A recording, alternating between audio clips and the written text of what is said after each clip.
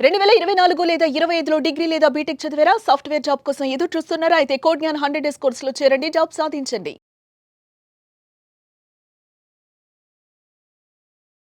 నమస్కారం డాక్టర్ శ్రీ ఆచార్య అనంతకృష్ణ స్వామి గారు. నమస్కారం అండి.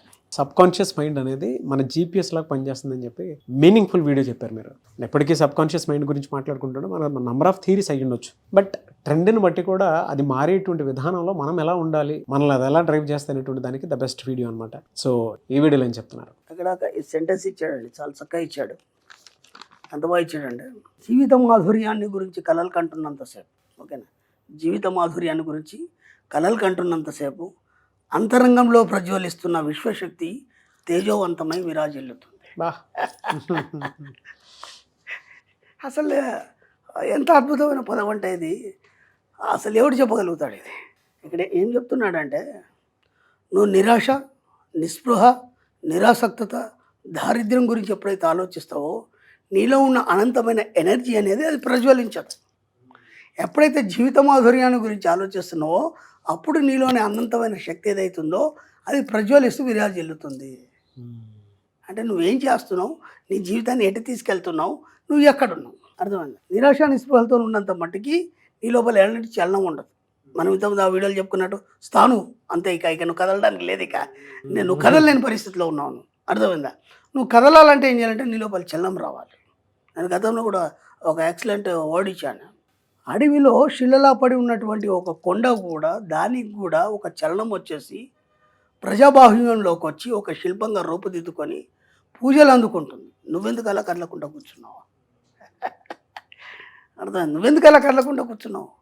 కాబట్టి నువ్వు కదలాలి అంటే నీ లోపల ఒక అనంతమైనటువంటి ఒక జ్వాల అనేది రగలాలి. జ్వాల అనేది రగలాలంటే అది ఎలా రగులుతుందంటే, నువ్వు ఖాళీగా కూర్చున్నంతసేపు, నెగిటివ్ గురించి ఆలోచిస్తున్నంతసేపు అది కదలదు.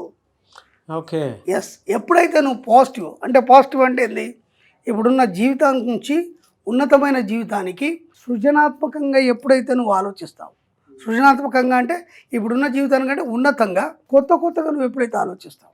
ఇప్పుడు ఈ 4 గోడలు ఉన్నాయండి స్టూడియోలో. ఇది కట్టినప్పుడు 4 గోడలు ఉన్నాయి. 4 గోడలు ఉన్నప్పుడు మనం ఇలా కూర్చొని వీడియోలు చేయలేము. మనం ఇప్పుడు మీకు ఒక ఐడియా వచ్చింది, దీన్ని ఇంటీరియర్ చేయాలి, అర్థమైందా? ఇంటీరియర్ చేయనప్పుడు ఒక ఇంటీరియర్ ఎవరైతే ఉన్నారో అతన్ని పిలిచి మనం ఇది కావాలని చెప్పాం. అప్పుడు అతను ఏం చేశాడు, మనకు ఒక 4-5 డిజైన్లు చూపించాడు. అంటే మామూలు ప్లేన్ గోడల మధ్య మనం చేస్తే ఒక బోసిగా ఉంటుంది, కాబట్టి దీన్ని ఒక అత్యాధునికంగా మార్చాలి.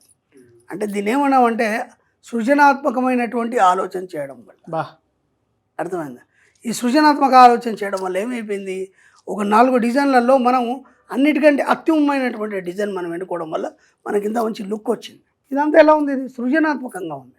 ఇది ఎప్పుడు వచ్చింది, నీ అంతరంగంలో ఎప్పుడైతే నీకు ఆలోచన వచ్చిందో, అది సృజనాత్మకంగా వచ్చిందో, అప్పుడు నీలో ఉన్నటువంటి అనంతమైన శక్తి అనేది దాని వైపు ప్రయాణం చేసి ప్రజ్వరిల్లింది. కాబట్టి ఈరోజు మనం ఇంత చక్కగా అందంగా మనం ఈ యొక్క వీడియోలు చేసుకోగలుగుతున్నాం, అర్థమైందా? ప్రతిదీ కూడా ఇప్పుడు మన సబ్జెక్ట్కి వచ్చేసరికి అంటే సృజనాత్మకంగా ఆలోచించాలంటే ఇప్పుడున్న నిరాసక్తమైనటువంటి నిరుపేదమైనటువంటి జీవితం గురించి కాకుండా ఒక ఐశ్వర్యవంతమైన జీవితం గురించి నువ్వు ఎలా ఉండాలనేది నువ్వు ఎప్పుడైతే సృజనాత్మకంగా ఆలోచిస్తావో నీలో అంతర్లీనమైనటువంటి అనంతమైన శక్తి ప్రజ్వరిల్లుతుంది.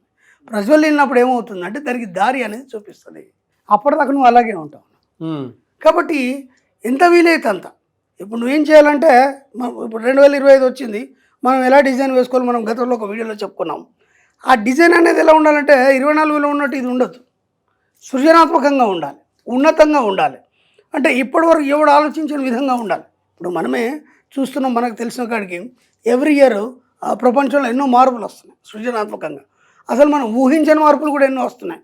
ఇప్పుడు ఏఐ టెక్నాలజీ ఉంది, ఇప్పుడు మనం ఎవరికి ఊహ కూడా లేదు, దాని గురించి మాట్లాడుకుంటున్నారు కానీ సరైన అవగాహన ఎవరికి లేదు దాని మీద, అర్థమైందా?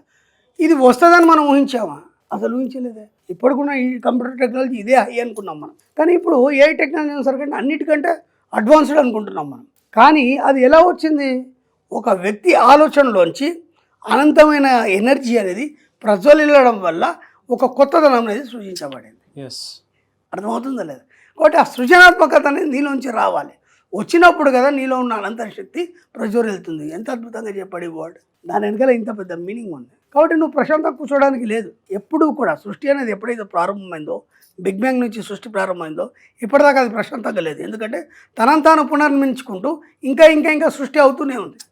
కాబట్టి నువ్వు ఎప్పుడైతే నీ పుట్టుక స్టార్ట్ అయిందో, అంటే నువ్వైతే ఎప్పుడైతే క్రియేషన్ జరిగిందో, బేబీ క్రియేషన్ జరిగిందో, అప్పటి నుంచి నీకు డెవలప్మెంట్ అనేది నీ బాడీలో జరుగుతుందా లేదా? ట్రూ. ఎక్కడ కూడా ఆగలేదు కదా. ఎక్కడా కూడా ఆగలేదు. డెవలప్మెంట్ వదిలిపెడితే ఒక ఏజ్ వచ్చిన తర్వాత నీ యొక్క బాడీ ఆగిపోయిన తర్వాత కూడా నీ శరీరంలో మార్పులు జరుగుతున్నాయా లేదా? ఎక్కడన్నా ఆగిందా? ఎక్కడ కూడా ఆగలేదు కదా. నీ ఆలోచన విధానం ఎందుకు అవుతుంది? నాతో ఎందుకు కాదు ఇది, నేను ఎందుకు చేయలేను, నేను ఎందుకు చేయాలి, వేరే వాళ్ళు ఎవరు చేయొచ్చు కదా, ఇట్లాంటి పిచ్చి ఆలోచనలు ఎందుకు వస్తున్నాయి?